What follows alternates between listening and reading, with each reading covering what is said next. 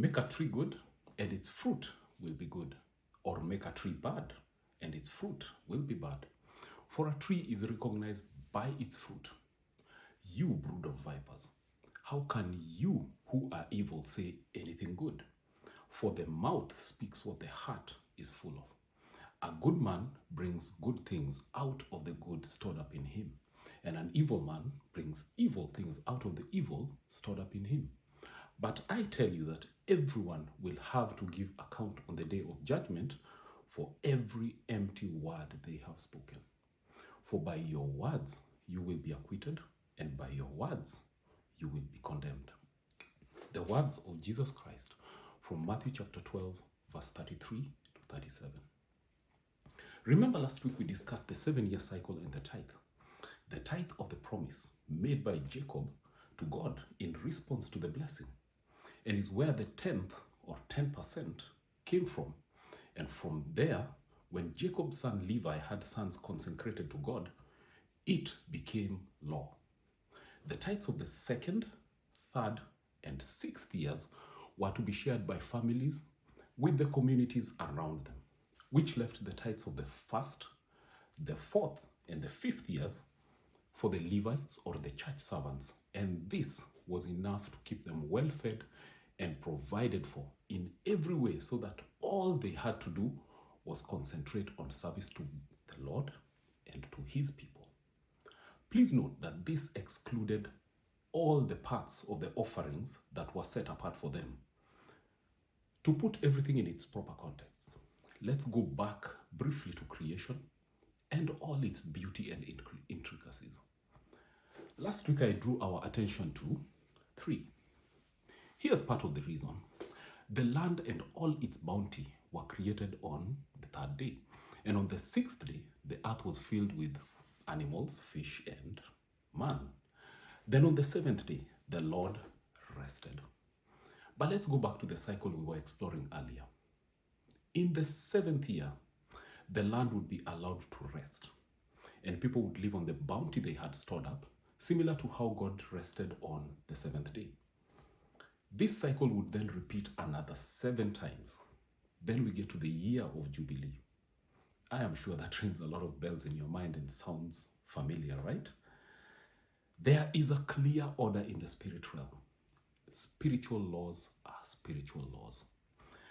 Now, in the year of Jubilee, this was marked by total freedom. Captives, slaves, bond servants, debtors, they would all be set free and released from their bonds to signify the freedom that God gave the Israelites from the various lands and lords of oppression. Is there a place for the tithe under the current dispensation? Should we tithe? To accurately answer this, let's start by asking ourselves what the motivation for the church or the pastor asking for the tithe is. You see, what we call a church is actually 3 descriptions rolled up in one word. However, the true church, these 3 descriptions must apply to the same entity at the same time. These descriptions are 1, the church, the organization; 2, the church, the building; and 3, the true church, who are the people of God. So let's look at the church, the organization. This is a non-profit making organization that in a lot of developed nations, like here in England, is a registered charity. Why is that?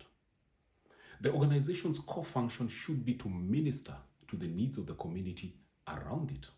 And hence, even the government has given them tax breaks to ensure that they are as effective in ministering to the neighboring community as much as possible.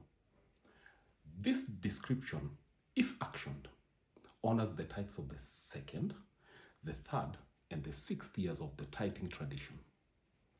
The problem currently is that the organization has been infiltrated by power-hungry and greedy individuals who only see the congregation as a cash cow to be exploited for financial gain. This is not true Christianity. This is not what Jesus would have wanted or even did. I believe that it is specifically a demonic corruption of the body, a cancer. The church, the building. I love old church buildings and travel all over England, Scotland, and Wales looking for and capturing photos of some of the oldest churches known to man. These were ornately designed buildings that spoke to the magnificence and reverence of an awesome God. However, without the Spirit of God resting upon the people in these buildings, they are just mortar, concrete, and colored glass. The true church, the people of God, called by his name and set apart for him, loved by him, and valued by him, to whom much was given, and exhibiting the very nature of Christ by loving God more than self, in addition to loving God, loving each other, not oppressing, manipulating, or using others for selfish gain.